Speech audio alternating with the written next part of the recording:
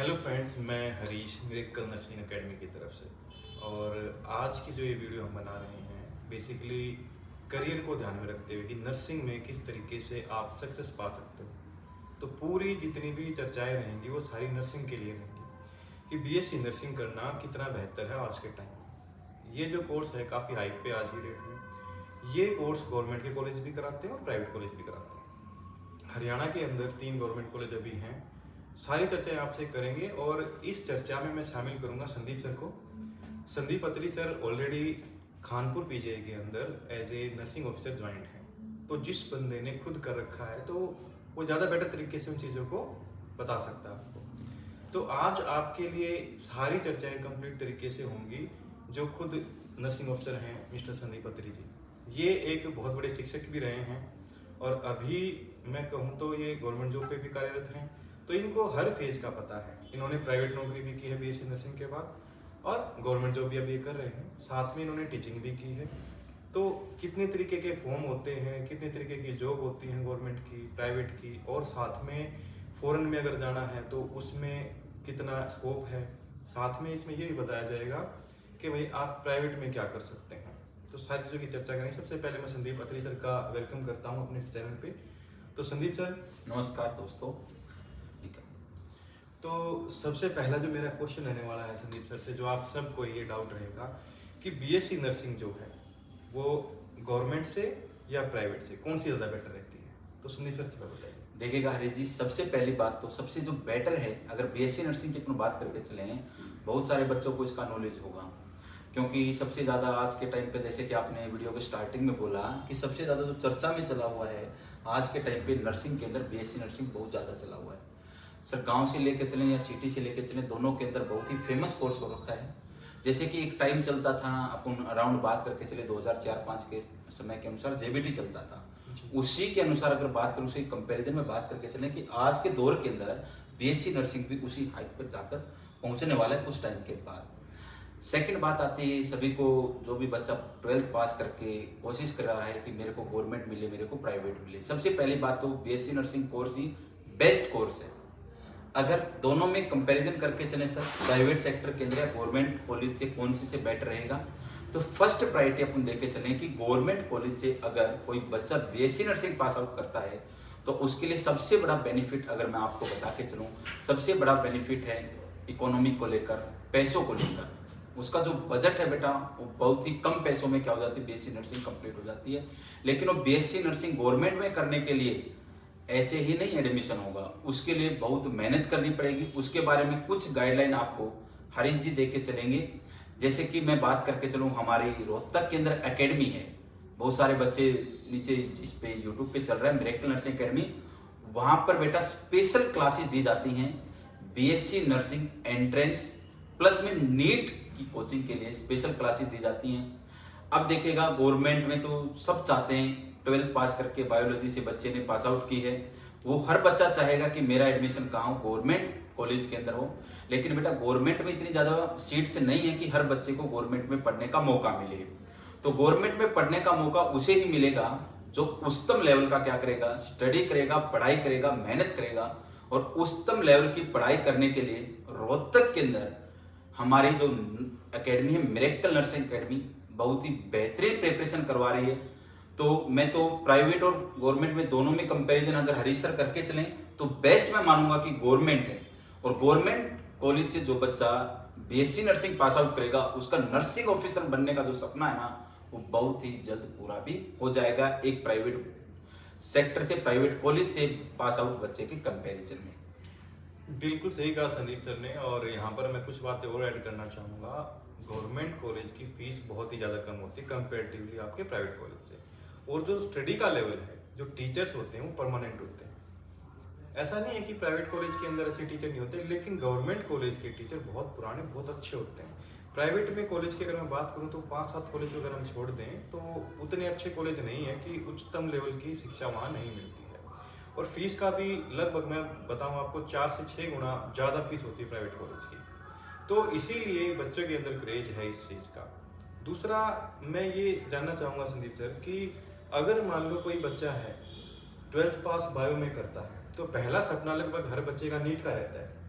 एक नीट में एमबीबीएस बनता है, बीएएमएस वगैरह, बीडीएस वगैरह होता है। जी सर। तो मैं ये जानना चाहता हूँ कि क्या सारे इंडिया से जब वो फॉर्म फिल होगा नीट का, इतने सारे बच्चे फॉर्म देंगे, क्या सारे एमबीबीएस बन सकते हैं? वो नहीं हो पाता।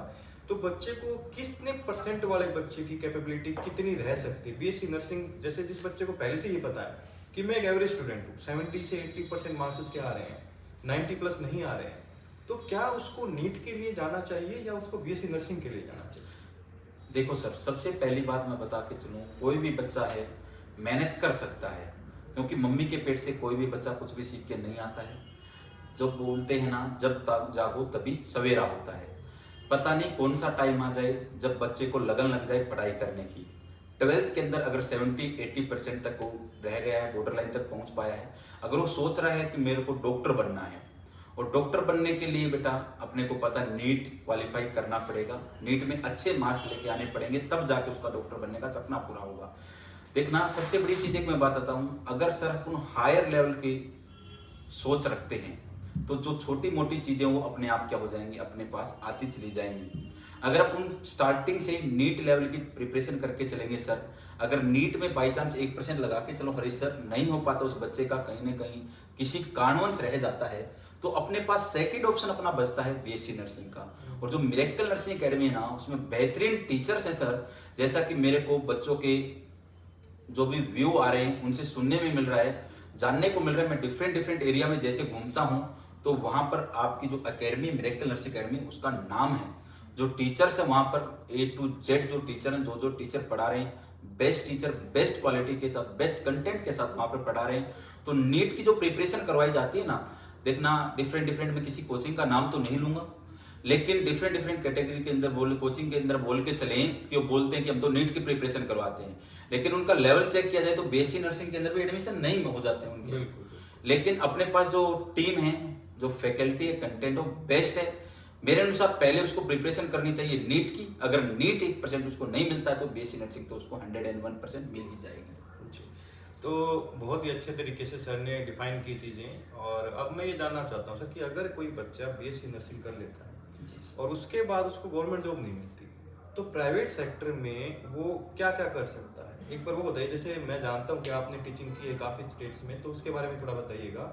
और बच्चों को अगर गवर्नमेंट जॉब नहीं मिल पा रही तो प्राइवेट के अंदर उसका क्या है, एज ए शिक्षक के रूप में वो कितना काम कर सकता है? पहले तो ये बताइए। देखो सर, सबसे पहली बात तो अगर कोई बच्चा बीएससी नर्सिंग पास आउट कर लेता है, 4 साल अच्छे से पढ़ाई करके निकलता है ना किसी भी कॉलेज से, अगर गवर्नमेंट से निकलता है तो विद इन 6 to 8 मंथ उसकी गवर्नमेंट जॉब 101% लग जाएगा। अगर फिर भी किसी प्राइवेट सेक्टर से करता, प्राइवेट कॉलेज से करता है, अच्छा कॉलेज होगा तो 1 ईयर, अगर थोड़ा सा और होगा 2 ईयर 3 ईयर, अगर बेटा कोशिश करेगा तो लग जाएगा। लेकिन क्या होता है सर, एक चीज मैं बता के चलूं, बच्चों के मन में क्या आता है, 4 साल कॉलेज में पढ़ते हैं, फिर उनके मन में थोड़ा सा विचार आता है कि उन्हें अब थोड़ा सा बाहर निकला जाए। और बाहर कहाँ निकलते हैं? प्राइवेट सेक्टर के अंदर, प्राइवेट हॉस्पिटल्स के अंदर जाते हैं।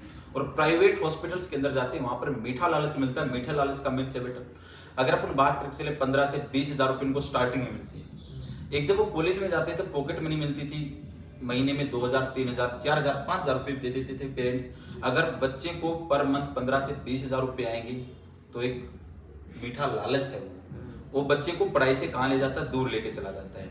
दूसरी बड़ी बात आती है, बच्चा कामयाब कौन होगा? बच्चा कामयाब होगा बेटा आज के टाइम पर सर, अगर अपन बात करके चलें, सभी बच्चे भी मेरी बात को सुन रहे होंगे, बच्चे जागरूक हो चुके हैं। बच्चे जागरूक कैसे हो चुके हैं सर? जो बच्चा 2nd ईयर 3rd ईयर में होगा ना, वही कोचिंग करने लग जाता है, नर्सिंग ऑफिसर्स की कोचिंग करने लग जाता है।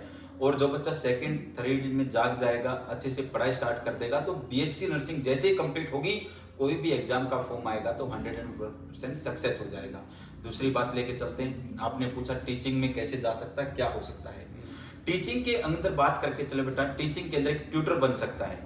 और ट्यूटर भी अलग अलग प्रकार के होते हैं, जैसे कि सर एक तो प्राइवेट सेक्टर के अंदर पढ़ाते हैं, आपने भी देखा होगा, जहां से आप पढ़ रहे होगे। अगर प्राइवेट सेक्टर से आप लोग पढ़ रहे होगे तो बेटा वहां पर आपको जो टीचर्स पढ़ा रहे हैं, कोई बीएससी नर्सिंग पास आउट होगा, कोई post basic BSc nursing pass out होगा, या कोई एमएससी नर्सिंग पास आउट होगा। लेकिन सर अगर अपन वहीं पर बात करके चलें कि सर गवर्नमेंट में जो ट्यूटर लगते हैं उनके लिए तो एमएससी है, पहले बीएससी थी, अब एमएससी आने वाले समय में कंपलसरी हो सकती है। दूसरी चीज है, अगर सर अपन बात करके चले, जैसे कि सर मैं खुद कोचिंग्स में पढ़ाता हूँ, 7 से 8 स्टेट में पढ़ा चुका हूँ। अगर सर एक नर्सिंग ट्यूटर जो कॉलेज में पढ़ाता है उसके कंपैरिजन में कोचिंग में पढ़ाने वाले नर्सिंग ट्यूटर की बात करके चले तो कोचिंग में पढ़ाने वाला जो नर्सिंग ट्यूटर है वो सबसे बेस्ट है। संदीप जी, मैं पूछना चाहूँगा कि जो आप बता रहे हैं कि जो कोचिंग में पढ़ाता है एक नर्सिंग ट्यूटर, उसकी लगभग सैलरी कितनी रहती है, और आप मुझे बताइए कौन से स्टेट में आपने पढ़ाया है? देखो सर, अगर अपन चले नॉर्थ से स्टार्ट हूँ तो जैसे जम्मू कश्मीर हो गया सर, अपना यूपी में 4 से 5 डिस्ट्रिक्ट हैं, बड़ी बड़ी डिस्ट्रिक्ट हैं जहाँ पे पढ़ाया है। साथ में अगर राजस्थान के अंदर बात करके चलें 2 से 3 डिस्ट्रिक्ट हैं, गुजरात के अंदर, मध्य प्रदेश के अंदर, अपना हरियाणा के अंदर बात करके चलें, और पंजाब के अंदर। ये अपने जो पड़ोसी राज्य हैं, कुछ थोड़े दूर दराज के राज्य हैं, इनमें अभी तक पढ़ा चुके हैं। और सर अगर पैकेज की बात करके बहुत ही अच्छा पैकेज एक नर्सिंग ट्यूटर का अगर कहीं कोचिंग में पढ़ाता है। और सबसे बड़ी बात मैं बता के चलो, अगर सर बात करके चलें, अगर आपका पढ़ाया हुआ बच्चा कहीं पर सिलेक्ट होता है तो उस टाइम पर जो खुशी होती है वो अलग ही होती है। सुनील जी, मेरे को ये बताइए कि एक प्राइवेट ट्यूटर जो कोचिंग के कह रहे हैं उसकी सैलरी में और एक जो सर्विस में गवर्नमेंट पे है उसकी सैलरी में क्या बहुत ज़्यादा डिफरेंस होता है? बहुत ज़्यादा डिफरेंस है। अगर आप प्राइवेट सेक्टर के अंदर जा रहे हो, प्राइवेट कॉलेज के अंदर एक नर्सिंग ट्यूटर की जॉब करने जा रहे हो, तो आपको मैक्सिमम अगर स्टार्टिंग से बात करके चलें 25-30,000, ज़्यादा बता दी मे भी ये इतनी नहीं है, अराउंड अप्रोक्स 20,000 के आसपास मिलती है। सर मैं लेकिन कि जो प्राइवेट ट्यूटर कोचिंग के अंदर है उसकी सैलरी और एक गवर्नमेंट जॉब पे नर्सिंग ऑफिसर उसकी सैलरी में पूछ रहा था। कॉलेज वाले देखो, एक छोटी सी बात बता के चलें, ये तो कहीं पर आपने कहावत भी सुनी होगी, अगर घर के अंदर कोई जॉब होगी, गवर्नमेंट जॉब है, अगर अपने परिवार के अंदर, अगर जैसे कि मेरी गवर्नमेंट जॉब लगी और मेरे भाई की गवर्नमेंट जॉब नहीं है, अगर घर के अंदर परिवार के अंदर कोई छोटा सा भी प्रोग्राम होगा ना तो वहां पर मेरी ज्यादा चलेगी ना कि मेरे भाई की। ऐसा ही कोचिंग सेंटर्स के अंदर होता है। अगर एक छोटी सी बात मैं आपको बता के चलूं, एक गवर्नमेंट लगने से पहले जो मैं पढ़ाता था और अब गवर्नमेंट लगने के बाद मैं पढ़ाता हूँ ना, उसमें दिन और रात का डिफरेंस आता है। क्योंकि एक छोटी सी बात और है, अगर एक गवर्नमेंट लगने के बाद जो टीचर है वो बच्चों को पढ़ाता है ना, बच्चे भी सोचते हैं पता नहीं क्या पढ़ा रहा है, और एक प्राइवेट वाला पढ़ाता है उसमें भी डिफरेंस होता है। सैलरी के कंपैरिजन में भी, आप सैलरी की पूछना चाह रहे हो, सैलरी में भी डिफरेंस है, काफी डिफरेंस है, अप्रोक्स 1 to 1.5 टाइम्स इंक्रीज हो जाती है अगर एक गवर्नमेंट एम्प्लॉय हो आप और साथ में ट्यूटर। नहीं, अगर मैं जाता हूँ, जैसे कोई बच्चे ने अभी 4 साल कंप्लीट किए हैं बीएससी नर्सिंग और वो अभी गवर्नमेंट का फॉर्म भरा हुआ उसने, जी सर, और साथ में वो प्राइवेट कोचिंग में पढ़ा रहा है, ठीक है, तो उसको लगभग कितनी सैलरी मिल सकती है? लगभग अराउंड अगर अपन बात करके चलें तो 70-80,000 रुपीज कहीं नहीं गए अगर मेहनती बच्चा हुआ। प्राइवेट कोचिंग के अंदर आप पढ़ा रहे हो तो 70 to 80,000 आपको मिल रहे हैं उस टाइम पे, तो इस कोर्स की ये पावर है। दूसरा एक चीज और पूछना चाहूँगा जी सर, इसका अगर फॉरेन में कहीं दूसरे देश में बच्चा जा रहा है वहाँ कितना क्या स्कोप है? सर फॉरेन में तो बहुत ज्यादा डिमांड है नर्सिंग ऑफिसर्स की सर, जैसे यूके हो गया, कनाडा हो गया, ऑस्ट्रेलिया हो गया, अपना लंदन वगैरह हो गया, यहाँ पर बहुत ज्यादा डिमांड है। सबसे ज्यादा डिमांड तो अपनी यूके वगैरह में आती है, कनाडा में आती है। वैसे तो जो छोटे देश हैं अपने आसपास वाले वहाँ पर भी डिमांड्स हैं, लेकिन सबसे ज्यादा जो डिमांड है यूके और कनाडा में एक नर्सिंग ऑफिसर की, और वहाँ पर जो पैकेज मिलता है ना सैलरी का 3 to 4 लाख से स्टार्टिंग सैलरी है पर मंथ की। देखो संदीप सर से बात करके अब ये लग रहा है कि भाई बीएससी नर्सिंग करने के बाद गवर्नमेंट जॉब तो है ही है, उसके साथ में अगर आप चाहते हैं तो प्राइवेट कोचिंग में भी काम कर सकते हैं, उसमें भी 70-80 हज़ार रुपये पर मंथ आपको हैंडसम सैलरी मिल रही है। साथ में फॉरेन में भी जा सकते हैं, वहाँ तो बहुत ही अच्छा पैकेज है। उसके अलावा प्राइवेट कॉलेजेस हैं, उसमें भी एज ए ट्यूटर के लिए आप ज्वाइन कर सकते हैं। उसके अलावा आप प्राइवेट हॉस्पिटल जैसे मेदांता है, फोर्टिस है, वहाँ पर भी आप अच्छी सैलरी ले सकते हैं। फिर उसके अलावा आप अपने शहर के अंदर जो आपके छोटे हॉस्पिटल हैं वहाँ पर भी जॉब कर सकते हैं। कुल मिला के इसमें बहुत ज़्यादा टाइप की आपकी सर्विसेज रहने वाली हैं। अगर मैं बात करूं संदीप सर कि गवर्नमेंट के अंदर, जैसे हम हरियाणा से बिलोंग करते हैं जी सर, तो हरियाणा में सरकार कितने तरीके की नौकरी निकालती है, गवर्नमेंट और कॉन्ट्रैक्चुअल, साथ में सेंटर में जो जॉब निकलती हैं वो कितने तरीके की निकलती हैं, साल भर में लगभग कितनी वैकेंसीज ओवरऑल निकल जाती हैं गवर्नमेंट की, सेंटर की भी, स्टेट की भी, और दोनों में बताना मेरे को कि जो आपका कॉन्ट्रैक्चुअल है वो भी गवर्नमेंट टाइप होता है और परमानेंट भी होता है, तो मेरे को दोनों का एक बार ये बताइए कि उसमें कितना क्या कैसे रहता है। देखो सर, सबसे पहले अगर अपन बात करें, इसलिए अपन हरियाणा से बिलोंग करते हैं और हरियाणा से बिलोंग करते हैं, हरियाणा में मेनली कॉन्ट्रैक्चुअल और परमानेंट 2 प्रकार की जॉब्स हैं। कॉन्ट्रैक्चुअल के अंदर NHM सुना होगा, नेशनल हेल्थ मिशन सुना होगा, उसके अंदर जॉब आती है। उसके अंदर जो 5 साल तक बच्चा जॉब करता है ना, उसमें जो स्टार्टिंग सैलरी होती है 12 to 13 14,000 के अराउंड होती है, लेकिन 5 ईयर कंप्लीट करने के बाद उसकी सैलरी अराउंड 60-70,000 के अप्रोक्स पहुंच जाती है NHM में। और दूसरा फायदा उसका क्या मिलता है, जैसे ही कोई एग्जाम आता है गवर्नमेंट एग्जाम, पर ईयर का उसको 0.5 मार्क्स उसको ऐड किया जाता है, उसको बेनिफिट होता है NHM के अंदर। सेकंड है CHO कम्युनिटी हेल्थ ऑफिसर बोला जाता है, जिसमें BMS जो करते हैं वो प्लस में नर्सिंग ऑफिसर दोनों कंबाइन हो जाते हैं, दोनों को एक ही जॉब मिलती है, एक ही पैकेज मिलता है। उसमें जो स्टार्टिंग सैलरी होती है 25,000 तो अपने को स्टेट गवर्नमेंट वगैरह प्रोवाइड कराते हैं, और 15,000 जो आता है इंसेंटिव आता है, तो 40,000 के अप्रोक्स सैलरी होती है कम्युनिटी हेल्थ ऑफिसर की। थर्ड वन आती है, अगर अपन बात करें चले गवर्नमेंट के अंदर भी 2 कैटेगरी के अंदर डिवाइड किया गया हरियाणा के अंदर। एक है HSSC Haryana staff selection commission के परमानेंट गवर्नमेंट जॉब। हाँ, बिल्कुल परमानेंट की बात परमानेंट अभी तक जो बताई सर ने CHO और NHM वो दोनों कॉन्ट्रेक्चुअल वैकेंसी थी गवर्नमेंट की। अब जो सर बता रहे हैं वो दोनों की दोनों जो है वो परमानेंट रहेंगी। तो HSC के बारे में बता रहे हैं सर, एक बार सुन लेते हैं। और परमानेंट के अंदर भी 2 कैटेगरी में बेटा मैंने बोला कि डिवाइड किया गया है, एक है HSSC Haryana staff selection commission, और एक पहलू पे रखा गया DMER को, जो कि पहले रोहतक PGI के अंदर आते थे। अगर अपन HSSC के अंदर बात करके चलें तो सैलरी दोनों के अंदर लगभग सेम है, बस एक चीज का डिफरेंस आता है दोनों के अंदर, नर्सिंग अलाउंस का डिफरेंस आता है। नर्सिंग अलाउंस तो DMER के अंदर जितने मेडिकल कॉलेज आते हैं उनके अंदर नर्सिंग अलाउंस मिलता है, HSSC के अंदर नर्सिंग अलाउंस नहीं मिलता है। अप्रोक्स सैलरी अगर स्टार्टिंग सैलरी की बात करके चलें 75 to 80 के सैलरी है एक गवर्नमेंट नर्सिंग ऑफिसर की हरियाणा के अंदर, और आने वाले समय में ये 1 लाख क्रॉस कर जाएगी, क्योंकि मैं आपको थोड़ा सा जागरूक कर दूं 2026 में 8वां वेतन आयोग आ रहा है, उसमें जो सैलरी है सर वो 2 गुना 2.5 गुना इंक्रीज हो जाएगी, 1 लाख क्रॉस कर जाएगी। और दूसरी चीज अगर आपने बात की कि सेंट्रल में क्या डिफरेंस है, सेंट्रल की जो अपन ने बता PGI कैसा दोनों, हाँ दोनों की सेम है अप्रोक्स, है ना। और ज्यादा अगर बात करके चले मेडिकल कॉलेज अपने हरियाणा में अंदर आज के टाइम पर एट प्रेजेंट टाइम पर 5 रनिंग को है मेडिकल कॉलेज रनिंग में, 3 नए स्टार्ट होने वाले हैं। और जैसे कि अपने जो स्वास्थ्य मंत्री उन्होंने घोषणा की थी पिछले जब बीजेपी गवर्नमेंट थी कि हर डिस्ट्रिक्ट में क्या हो एक मेडिकल कॉलेज होगा। दूसरी चीज अगर सेंट्रल लेवल की बात करके चले डिफरेंट कैटेगरी जैसे RRB होगी अपनी, ASIC होगी, DSSS होगी, सर नोरसेट हो गया, नोरसेट साल में 2 बार आता है। जो ये नोरसेट बता रहे हैं सर वो एक्चुअली एम्स जो होता है अपना, जैसे एम्स दिल्ली है और काफी सारे एम्स हैं पूरे जितने भी एम्स हैं, तो उनकी हर साल वैकेंसी आती है, साल में 2 बार, तो नोरसेट वो एक एग्जाम रहता है। उसके अलावा सर बता रहे हैं जैसे ASIC की होगी, DSSS की होगी, MCD की होगी, KVS और NVS जो अब स्कूल्स हैं उसके अंदर भी आपकी वैकेंसी, SGPGI हो गया, RML हो गया, तो बहुत सारी वैकेंसी अप्रोक्स अगर अपन बात करके चलें लगभग कॉन्ट्रेक्चुअल प्लस परमानेंट दोनों वैकेंसी की बात करके चलें 20 to 30 के 20 से 30 हजार वैकेंसी एक नर्सिंग ऑफिसर की पर ईयर निकलती है। तो देखिए कितना बड़ा कोर्स है, इसीलिए इस कोर्स की हाइप है कि भाई इसमें क्या है पर ईयर 20 से 25 हजार वैकेंसी अपने आसपास, मैं दूर की बात नहीं कर रहा हूँ, हरियाणा और दिल्ली के बारे में बात कर रहा हूँ, यहाँ पर निकल रही हैं। और सर जहाँ तक बात करें अगर कोई ग्रुप C की कैटेगरी की जॉब निकलती है जैसे कलरक है, पटवारी है, इस तरीके की वो जॉब है, उसकी और इसकी सैलरी में कितना डिफरेंस है? बहुत ज्यादा डिफरेंस है सर। उसकी बेसिक पे मे बी उसकी होगी शायद 18 हजार के आसपास, 18 से स्टार्टिंग होगी, 27-28 हजार हाँ इतनी होगी। और इसकी सैलरी कितनी रहती है? 75 to 80 स्टार्टिंग से। तो आप ये मान के चलिए कि 3 स्टार जो इंस्पेक्टर होता है भाई आपका, उसके बराबर है, उससे भी ज्यादा सैलरी, पहली सैलरी एक नर्सिंग ऑफिसर की होती है, और इन फ्यूचर तो और ज्यादा बढ़ने वाली है। तो सैलरी का बहुत ज्यादा कंपैरिजन है। अब सर एक चीज और बताइए कि जैसे कोई बच्चा जनरल कंपटीशन में फाइट कर रहा है और एक बच्चा नर्सिंग के लिए कर रहा है, तो कंपटीशन किसका ज्यादा रहता है? जैसे CET का पेपर एक बच्चा दे रहा है, प्लेन BA वाला बच्चा, BA BCom BSc करके, वो कलर के लिए अप्लाई कर रहा है, 500 वैकेंसीज है मान लो, उसके लिए 3,60,000 बच्चे का क्वालिफाई हुआ था पिछली बार CET।